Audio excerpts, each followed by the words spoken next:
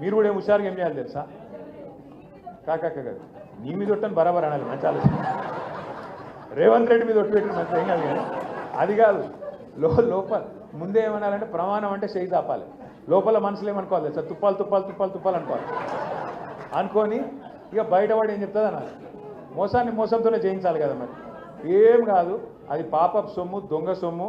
అది తీసుకొని మాట తప్పితే కూడా ఏం నష్టం లేదు. మొత్తం జూబిలీస్ అందరికి చెప్పుర్రి, 5,000 ఇస్తే 5,000 తీసుకోరి, ఇంకా మీకెళ్ళి 5,000 అడుగురి, ఏం తప్పలేదు. 5,000 ఇస్తే ఇంకో 5,000 ఈ కొడుక, ఎట్లాగో మార్కెట్ అంతా ఖతం చేసినావు ఆయన. నువ్వు వచ్చినాక రియల్ ఎస్టేట్ బర్బాద్ అయిపోయింది, దుకాణాలు నడుస్తలేవు, ఇండ్లు లేవు, మొత్తం సంకనాకి ఇచ్చేసినావు. హైదరాబాద్ను తెలంగాణ రాష్ట్రాన్ని దోచుకొని మంచిగా పైసలు దాచుకున్నావు. ఆ పైసలు ఇయ్యి, బరాబర్ 10,000 ఓటుకి అని చెప్పి తీసుకొని ఓటు మాత్రం అంతే కదా, మోసపోయేది లేదు కదా. వాళ్ళు వస్తే ఇవాళ ఇప్పుడు ఈ రాష్ట్రంలో మా ఆడబిడ్డలు ఉన్నారు కాబట్టి మీకు చెప్తున్నా, ముగ్గురే ఆడబిడ్డలు సంతోషంగా ఉన్నారు. గీతక్క, సీతక్క, సురేఖక్క ముగ్గురే సంతోషంగా ఉన్నారు. గీతక్క అంటే రేవంత్ అన్న భార్య, సీతక్క, సురేఖక్క మంత్రులు, వాళ్ళు ముగ్గురే సంతోషంగా ఉన్నారు ఆడబిడ్డలు.